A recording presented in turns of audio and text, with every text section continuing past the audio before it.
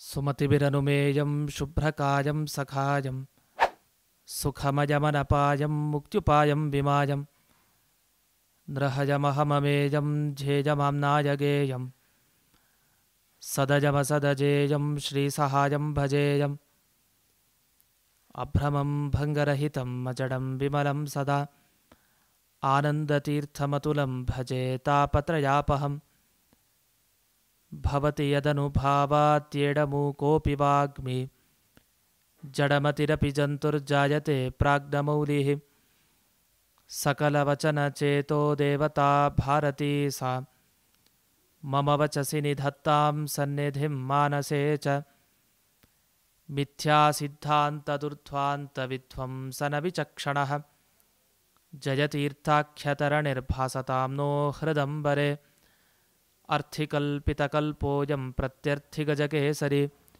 ವ್ಯಾಸತೀರ್ಥಗುರುರ್ಭೂಯಾದಸ್ಮದಿಷ್ಟಾರ್ಥಸಿದ್ಧಯೇ ಪೂಜ್ಯಾಯ ರಾಘವೇಂದ್ರಾಯ ಸತ್ಯಧರ್ಮರತಾಯ ಚ ಭಜತಾಂ ಕಲ್ಪವೃಕ್ಷಾಯ ನಮತಾಂ ಕಾಮಧೇನವೇ ತಪಸ್ವಾಧ್ಯಾಯ ಶುಶ್ರೂಷಾ ಕೃಷ್ಣಪೂಜಾರತಂ ಮುನಿಂ ವಿಶ್ವೇಶಮಿಷ್ಟದಂ ವಂದೇ ಪರಿವ್ರಾಟ್ ಚಕ್ರವರ್ತಿನಂ ಶ್ರೀಗುರುಭ್ಯೋ ನಮಃ ಹರಿ ಓಂ.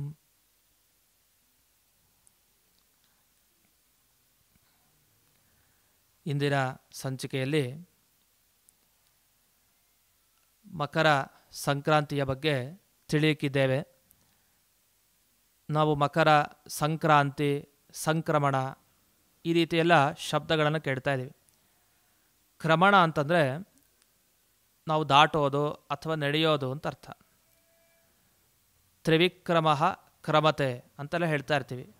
ತ್ರಿವಿಕ್ರಮ ತಾನು ತನ್ನ ಕಾಲಿನಿಂದ ಎಲ್ಲವನ್ನು ದಾಟಿದ ಅಂತ.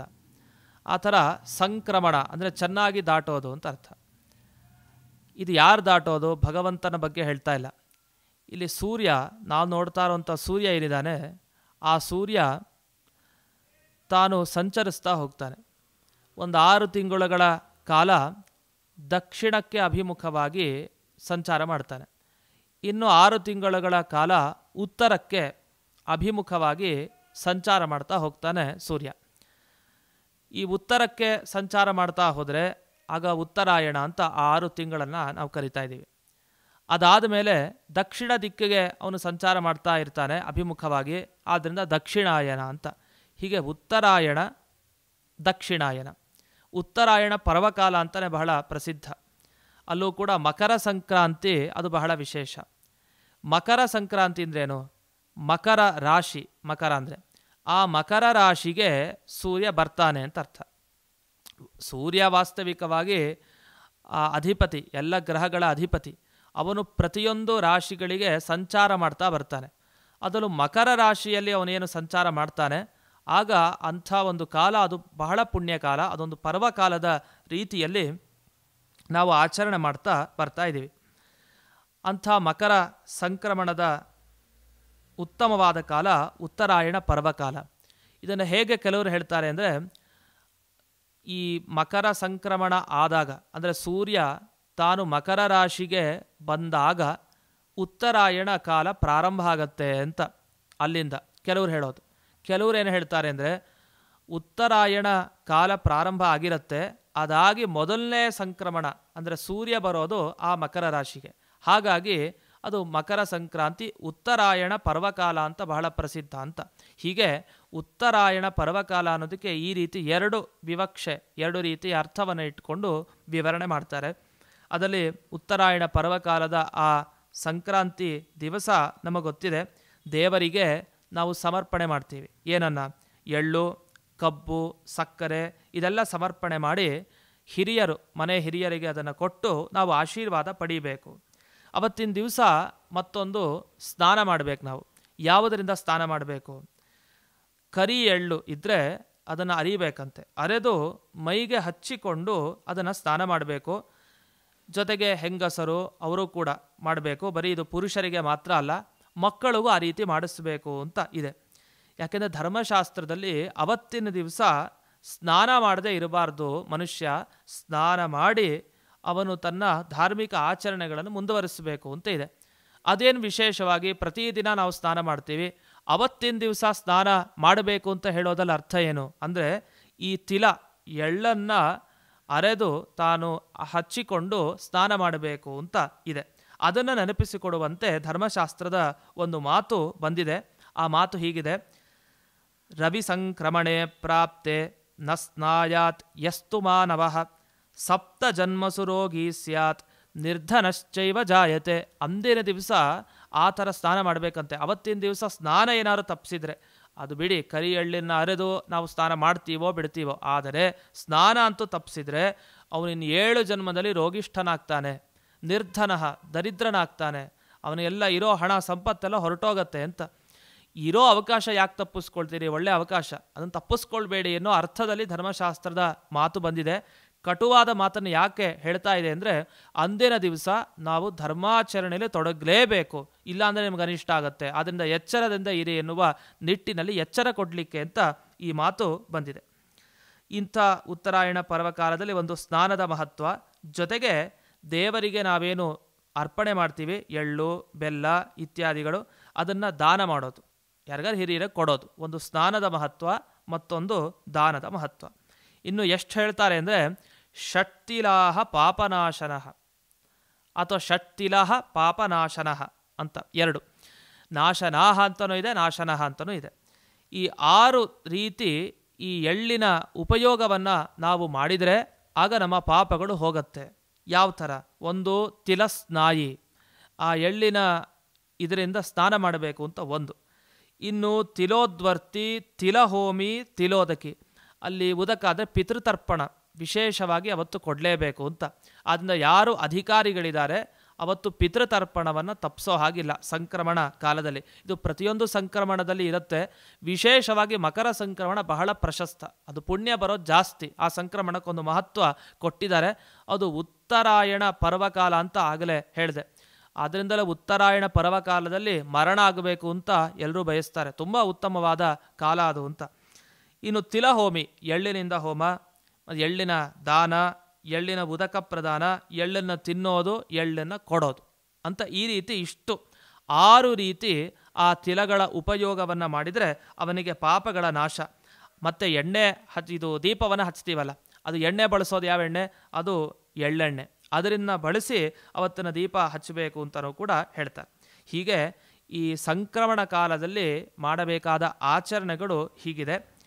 ನಾವು ಇದರ ಸಂಕ್ರಮಣದ ವಿವರಣೆ, ನಾವು ರಾಶಿಯಿಂದ ರಾಶಿಗೆ ಸೂರ್ಯ ತಾನು ಸಂಚಾರ ಮಾಡ್ತಾ ಹೋಗ್ತಾನೆ.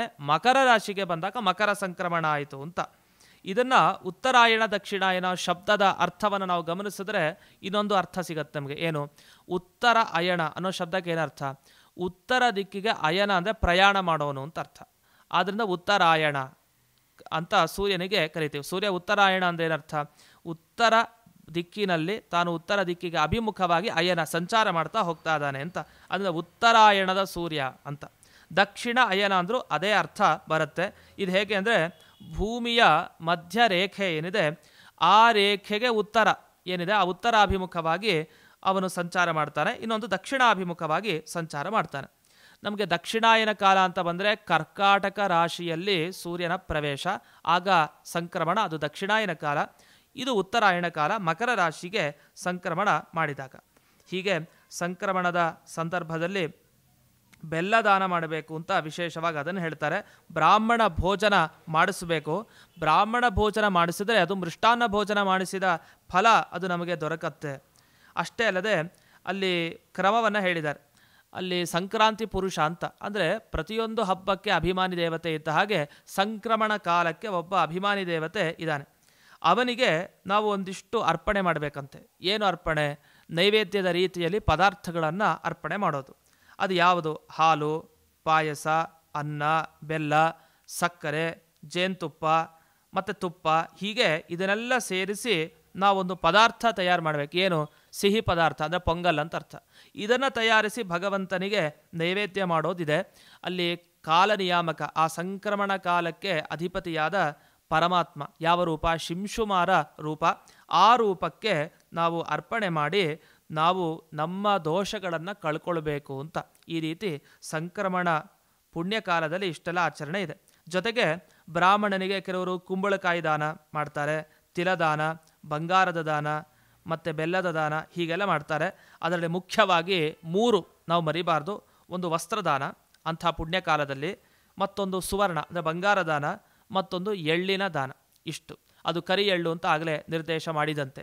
ಈ ದಾನಗಳು ಆವಾಗ ಅವಶ್ಯವಾಗಿ ಮಾಡಬೇಕಾದದ್ದು ಅಂತ. ಇದರ ಮಧ್ಯದಲ್ಲಿ ನಾವು ಇನ್ನೊಂದಿಷ್ಟು ಈ ಸಂಕ್ರಮಣದ ಬಗ್ಗೆ ತಿಳ್ಕೊಳ್ಳೋ ಹಾಗಿದ್ದರೆ, ಈ ರಾಶಿಗಳಿಂದ ಒಂದೊಂದು ರಾಶಿಗಳಿಗೆ ಸೂರ್ಯ ಸಂಚಾರ ಮಾಡ್ತಾ ಹೋಗ್ತಾನೆ. ಅದರಲ್ಲಿ 4 ಈ ಸಂಕ್ರಮಣಗಳ ಹೆಸರು ಹೇಳ್ತಾರೆ. ಈ ಮಕರ ಸಂಕ್ರಮಣ ನಮಗೆ ಬಹಳ ಪ್ರಸಿದ್ಧ. ಅಲ್ಲಿ ಮೇಷರಾಶಿ ಮತ್ತು ತುಲಾರಾಶಿ ಇವುಗಳಲ್ಲಿ ಸಂಚಾರ ಮಾಡ್ತಾ ಇದ್ದರೆ ಅಂತಹದ್ದಕ್ಕೆ ವಿಷುವತ್ ಅಂತ ಕರೀತಾರಂತೆ. ಆಗ ಇನ್ನು ಕರ್ಕಾಟಕ ಮಕರ ರಾಶಿಯಲ್ಲಿ ಸಂಚಾರ ಮಾಡಬೇಕಾದ್ರೆ ಒಂದಕ್ಕೆ ದಕ್ಷಿಣಾಯನ, ಮತ್ತೊಂದಕ್ಕೆ ಉತ್ತರಾಯಣ ಅಂತ ನಮಗೆ ಗೊತ್ತಾಯಿತು. ಇನ್ನು ಮಿಥುನ, ಕನ್ಯಾ, ಧನುಸ್ಸು ಮತ್ತು ಮೀನ ಇವುಗಳ ರಾಶಿಗಳಲ್ಲಿ ಸಂಕ್ರಮಣ ಮಾಡಿದರೆ ಆಗ ಷಡಶೀತಿ ಅಂತ ಕರೀತಾರಂತೆ. ಇನ್ನು ವೃಷಭ, ವೃಶ್ಚಿಕ, ಸಿಂಹ ಮತ್ತು ಕುಂಭರಾಶಿ ಇವುಗಳಲ್ಲಿ ಸಂಕ್ರಮಣ ಆಗಿದ್ರೆ ಅಂತಹ ಸಂಕ್ರಾಂತಿಗೆ ವಿಷ್ಣುಪದಿ ಅಂತ ಕರೀತಾರೆ. ಇದೆಲ್ಲ 4 ಪುಣ್ಯ ಕಾಲಗಳು. ಅದರಲ್ಲಿ ನಮಗೆ ಉತ್ತರಾಯಣ ಕಾಲ ಏನಿದೆ, ಮಕರ ಸಂಕ್ರಮಣ ಆದ ಸಂದರ್ಭದಲ್ಲಿ, ಈ ಸಂದರ್ಭವನ್ನಂತೂ ಎಂದಿಗೂ ತಪ್ಪಿಸ್ಕೊಳ್ಳೇಬಾರ್ದು. ಅಂಥ ಉತ್ತಮವಾದ ಸಂದರ್ಭ ನಮಗೆ ಭಗವಂತ ದಯಪಾಲಿಸಿದ್ದಾನೆ ಅಂತ. ಅದರಿಂದ ಶಾಶ್ವತವಾಗಿ ಅಂಥ ಕಾಲದಲ್ಲಿ ಪುಣ್ಯಕರ್ಮಗಳ ಆಚರಣೆ ಎಷ್ಟು ಸಾಧ್ಯವೋ ಅಷ್ಟು ಮಾಡಬೇಕು. ಒಂದು ಮಾತು ಕೂಡ ಸ್ಕಂದ ಪುರಾಣದಲ್ಲಿ ಬರುವಂಥ ಒಂದು ಮಾತಿದೆ ಇದೇ ಸಂಕ್ರಮಣದ ಬಗ್ಗೆ. ಏಕಾಂತತೋ ಮಯಾ ಪ್ರೋಕ್ತಾಃ ಕಾಲ ಸಂಕ್ರಾಂತಿ ಸಂಜ್ಞಕಾಃ ನೈತೇಷು ವಿದ್ಯತೆ ನಿಷ್ಠಂ ಯತಶ್ಚ ಅಕ್ಷಯ ಸಂಹಿತಾಃ ಅಶ್ರದ್ಧಯಾಪಿ ಯದ್ದತ್ತಂ ಕುಪಾತ್ರೇಭ್ಯೋಪಿ ಮಾನವೈಃ ಅಕಾಲೇಪಿ ತತ್ಸರ್ವಂ ಸತ್ಯಂ ಅಕ್ಷಯತಾಂ ವ್ರಜೇತ್. ಬಹಳ ದೊಡ್ಡ ಮಾತು. ನಿಮಗೆ ಇದು ಗ್ರಹಣ ಕಾಲದಂತೆ. ಒಂದು ರೀತಿ ಗ್ರಹಣದಲ್ಲಿ ನಾವು ಎಂಥವ್ರು ಏನೇ ಇರಲಿ, ಅವರು ಆ ಶೌಚದಲ್ಲಿ ಇರಲಿ ಅಥವಾ ಬೇರೆ ಏನೋ ಒಂದು ಅದು ಅನಿವಾರ್ಯ ಪರಿಸ್ಥಿತಿ, ರಜಸ್ವಲ ಸ್ತ್ರೀ ಆಗಿರಬಹುದು, ಅಂಥ ಯಾವುದೇ ಸ್ತ್ರೀ ಆಗಿದ್ದರೂ ತಾನು ಗ್ರಹಣ ಕಾಲದಲ್ಲಿ ಸ್ನಾನ ಮಾಡಿ ಆಚರಣೆ ಮಾಡಬೇಕು ಅಂತ ಶಾಸ್ತ್ರಗಳು ಹೇಳ್ತವೆ. ಗ್ರಹಣ ಕಾಲದಲ್ಲಿ ಹಾಗಂತ ಅಂದರೆ ಯಾವುದೇ ಅವಸ್ಥೆಯಲ್ಲಿರಿ, ಅದು ಯಾವುದೇ ಒಂದು ಸಮಯ ಆಗಿರಲಿ, ಅಲ್ಲಿ ಆಚರಣೆಗೆ ಮಹತ್ವ ಕೊಟ್ಟಿದ್ದಾರೆ ಆ ಟೈಮ್ನಲ್ಲಿ, ಆ ಸಮಯದಲ್ಲಿ. ಅದೇ ಥರ ಈ ಸಂಕ್ರಮಣದಲ್ಲಿ ಅಂದಿನ ದಿವಸ ಪವಿತ್ರ ದಿವಸ, ಆ ಸಂಕ್ರಮಣ ಆದ ದಿವಸ, ಅಂದಿನ ದಿವಸ ಒಬ್ಬ ಯಾರು ಸಿಗ್ತಾರೋ ಅವನು ವೈಷ್ಣವನಾಗಿದ್ದವನಾದರೆ ಅವನಿಗೆ ದಾನ ಕೊಟ್ಬಿಡಿ. ವಿಚಾರ ಮಾಡಲಿಕ್ಕೆ ಹೋಗಬೇಡಿ, ಅವನು ತುಂಬ ಆಚಾರವಂತನ ಅಲ್ವಾ, ವಿಚಾರ ಮಾಡೋದೇ ಬೇಡವಂತೆ. ದಾನ ಮಾಡೋದು ಮುಖ್ಯ ಕರ್ತವ್ಯ ಆವತ್ತು. ಅದರಿಂದ ಕುಪಾತ್ರೇಭ್ಯೋಪಿ ಮಾನವೈಹಿ, ಒಬ್ಬ ಕುಪಾತ್ರ ದಾನಯೋಗ್ಯನಲ್ಲ ಅವನು. ಯಾಕೆ? ಅವನು ಬರೀ ನಾಮಾದಿಗಳನ್ನು ಹಚ್ಕೊಳ್ತಾನೆ, ಆದರೆ ಇನ್ನು ಮಿಕ್ಕಿದ್ದೇನು ಧಾರ್ಮಿಕ ಆಚರಣೆ ಇಲ್ಲ. ಪ್ರತಿ ದಿವಸ ಅವನು ಹಚ್ಕೊಳ್ಳೋದು ಊರ್ಧ್ವಪುಂಡ ಧಾರಣೆ ಮಾಡ್ತಾನೆ, ಮುದ್ರೆಗಳನ್ನು ಹಚ್ಕೊಳ್ತಾನೆ ಅಷ್ಟೇ. ಆದರೆ ಅವನು ಕುಪಾತ್ರನೇ ಲೆಕ್ಕ. ಯಾಕೆ? ಮಿಕ್ಕಿದ ಆಚರಣೆ ಏನು ಮಾಡಲ್ಲ. ಪ್ರತಿನಿತ್ಯ ಮಾಡಬೇಕಾದ ಆನ್ಹಿಕಗಳನ್ನು ಅವನು ಸರಿಗೆ ಮಾಡ್ತಾ ಇಲ್ಲ. ವಾಸ್ತವಿಕವಾಗಿ ಇಂದಿನ ದಿವಸ ಪಾತ್ರರು ಸಿಗೋದೇ ಕಷ್ಟ. ಯಾಕೆ? ಸಂಧ್ಯಾವಂದನಾದಿಗಳನ್ನು ಕಾಲಕ್ಕೆ ಸರಿಯಾಗಿ ಮಾಡೋರು ಸಿಗೋದು ಬಹಳ ಕಷ್ಟ. ಅಂಥದ್ರಲ್ಲಿ ಕುಪಾತ್ರ ಅನ್ನೋ ಶಬ್ದದಿಂದ ವಸ್ತುತಃ ಈಗ ನಾವೇನು ಅಂದ್ಕೊಂಡು ಕೊಡ್ತಾ ಇದ್ದೀವಿ, ವಸ್ತುತಃ ಅಂಥವ್ರು ಸಿಗೋದೇ ಅಪರೂಪದಿಂದ ಎಲ್ಲರೂ ಕುಪಾತ್ರರಂತಲೇ ಲೆಕ್ಕ. ಅಂತೂ ಇರಲಿ. ಅಶ್ರದ್ಧಯಾಪಿ ಯದ್ದತ್ತಂ, ಶ್ರದ್ಧೆ ಇಲ್ಲದೇನೆ ಕೊಡೋನಿಗೆ ಶ್ರದ್ಧೆ ಇಲ್ಲ, ಇಸ್ಕೊಂಡವನಿಗೆ ಅಂಥ ಯೋಗ್ಯತೆ ಇಲ್ಲದೆ ಹೋದ್ರೂ ಚಿಂತೆ ಇಲ್ಲ, ಪುಣ್ಯ ಅಂತೂ ಇಬ್ರಿಗೂ ಬರುತ್ತೆ ಅಂತ. ಅಂದರೆ ಅಭಿಪ್ರಾಯ ಇದರಿಂದ ಏನು ತಗೊಳ್ಬೇಕು ಅಂದರೆ, ಅಂದಿನ ದಿವಸ ಬಹಳ ಪುಣ್ಯಕಾಲ, ಆದ್ದರಿಂದ ಪುಣ್ಯ ಸಂಪಾದನೆ ಮಾಡಲಿಕ್ಕೆ ಒಳ್ಳೆಯ ಅವಕಾಶ ಇದೆ. ಆದ್ದರಿಂದ ಸಮಯ ನೋಡಬೇಡಿ, ಅಕಾಲ ಆದರೂ ಚಿಂತಿಲ್ಲ, ದಾನ ಅಂತೂ ಕೊಡಿ. ಅಕ್ಷಯ ಸಂಜ್ಞಿತಾಹ ಅಂತ, ಅಕ್ಷಯ ಫಲ ಅವತ್ತು ಏನು ಕೊಟ್ಟು ನಮಗೆ ಅಕ್ಷಯವಾಗತ್ತೆ ಅಂತ ಸ್ಕಂದ ಪುರಾಣದಲ್ಲಿ ಬರುವಂಥ ಒಂದು ಮಾತು. ಜೊತೆಗೆ ಇನ್ನೊಂದು ಮಾತು ಮನುಸ್ಮೃತಿಯಲ್ಲಿ ಬಂದಿದೆ ಸಂಕ್ರಮಣದ ಬಗ್ಗೆ.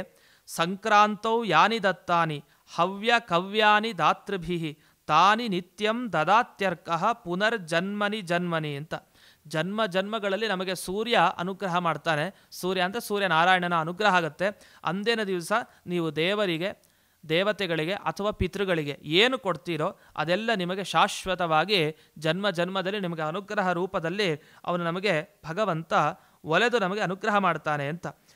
ಇಲ್ಲ ಅಂದರೆ ಸಪ್ತ ಜನ್ಮಸು ರೋಗಿ ಸ್ಯಾತ್ ದುಃಖ ಭಾಗೀ ಜಾಯತೆ. ಅಂದಿನ ಪರ್ವಕಾಲ ಸಿಕ್ಕಿದಾಗ ನಾವು ತಪ್ಪಿಸಿಕೊಂಡ್ರೆ ಆಗ ನಮಗೆ ಅದರ ದುಃಖದ ಫಲ ನಾವು ಮುಂದಕ್ಕೆ ಅನುಭವಿಸಬೇಕಾಗಿ ಬರುತ್ತೆ. ಇಷ್ಟಾದ ಮೇಲೆ ಒಂದು ಮಾತು ಹೇಳ್ತಾರೆ, ಸಂಕ್ರಮಣ ಆಗೋ ಸಮಯ ಇದೆಯಲ್ಲ ಆ ಕಾಲದಲ್ಲಿ ನಾವು ಇದೆಲ್ಲ ಆಚರಣೆ ಮಾಡಬೇಕು ಅಂತ. ಆದರೆ ಅದು ಬಹಳ ಸೂಕ್ಷ್ಮ ಕಾಲ.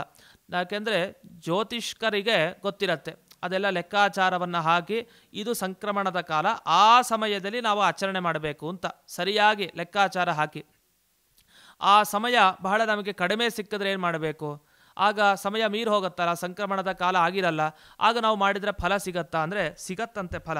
ಯಾಕೆ ಅಂದರೆ ಅವ್ರು ಹೇಳ್ತಾರೆ, ಸಂಕ್ರಾಂತಿ ಸಮಯ ಸೂಕ್ಷ್ಮೋ ದುರ್ಗ್ನೇಯ ಪಿಶಿತೆ ಕ್ಷಣೇ. ನಿಜ, ಜ್ಯೋತಿಷ್ಯಶಾಸ್ತ್ರ ಗೊತ್ತಿಲ್ಲದೆ ಇರೋರಿಗೆ ಅಂಥ ಕಾಲ ಕಣ್ಣು ಹಿಡಿಯೋದು ಕಷ್ಟ. ಆದರೆ ನಮಗೆ ಅಂಥ ಮುಖ್ಯ ಕಾಲ ಸಿಗದೇ ಹೋದರೂ ಚಿಂತೆ ಇಲ್ಲ.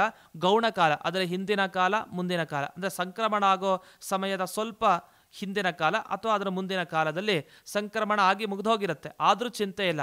ಆ ಕಾಲದಲ್ಲಿ ಆಚರಣೆಗೆ ಮಹತ್ವ ಕೊಟ್ಟಿದ್ದಾರೆ. ಆದ್ದರಿಂದ ಕಾಲ ಮೀರಿ ಹೋದರೂ ಚಿಂತೆ ಇಲ್ಲ, ಅಪಾತ್ರನಾದರೂ ಚಿಂತೆ ಇಲ್ಲ, ಕೊಡೋನಿಗೆ ಶ್ರದ್ಧೆ ಕಡಿಮೆ ಆದರೂ ಚಿಂತೆ ಇಲ್ಲ, ಫಲ ಸಿಗತ್ತೆ, ಮಾಡಿ ಆಚರಣೆ ಅಂತ.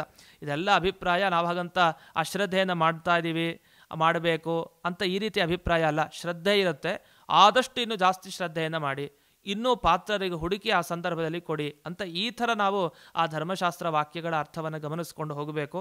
ಇಂಥ ಮಕರ ಸಂಕ್ರಾಂತಿಯ ದಿವಸ ನಾವು ಆ ಸಂಕ್ರಮಣ ಕಾಲ ಒಂದು ಪರ್ವಕಾಲ ಅಂತ ಗ್ರಹಣ ಕಾಲಗಳಂತೆ ಭಾವಿಸಿ ಅದರಲ್ಲಿ ವಿಶೇಷವಾಗಿ ಪಿತೃತರ್ಪಣ, ದಾನ, ಸ್ನಾನ ಇದೆಲ್ಲ ಮಹತ್ವವನ್ನು ಹೇಳಿದ್ದಾರೆ. ಕನಿಷ್ಠ ಪಕ್ಷ ಮಕರ ಸಂಕ್ರಾಂತಿಯ ಬಗ್ಗೆ ತಿಳ್ಕೊಳ್ಳೋಣಾದರೂ ತಿಳ್ಕೊಂಡಿರ್ಬೇಕು ಮುಂಚೆ, ನಾವು ಅಂದಿನ ದಿವಸ ಬರೋ ಮುಂಚೆ.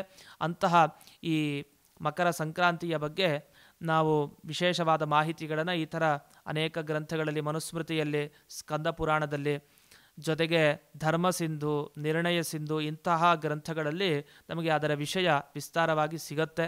ಅಂಥ ಎಲ್ಲ ವಿಷಯವನ್ನು ಗಮನಿಸ್ಕೊಂಡು ನಾವು ನಮ್ಮ ಹಿರಿಯರು ಹೇಳುವ ರೀತಿಯಲ್ಲಿ ಆ ಮಕರ ಸಂಕ್ರಾಂತಿಯ ಆಚರಣೆಯನ್ನು ತಪ್ಪದೆ ವಿಶೇಷವಾಗಿ ಮಾಡಿ ಆ ಭಗವಂತನ ಗುರುಗಳ ಅನುಗ್ರಹಕ್ಕೆ ಪಾತ್ರರಾಗೋಣ ಅಂತ ಹೇಳ್ತಾ ಇಂದಿನ ಈ ಸಂಚಿಕೆಯನ್ನು ಅಸ್ಮತ್ ಗುರುವಂತರ್ಗತ ವ್ಯಾಸತೀರ್ಥ ಗುರುವಂತರ್ಗತ ಭಾರತೀರಮಣ ಮುಖ್ಯ ಪ್ರಾಣಾಂತರ್ಗತ ಶ್ರೀಮನ್ಮೂಲ ಗೋಪಾಲಕೃಷ್ಣನಿಗೆ ಅರ್ಪಣೆ ಮಾಡ್ತೇನೆ. ಶ್ರೀಕೃಷ್ಣಾರ್ಪಣಮಸ್ತು.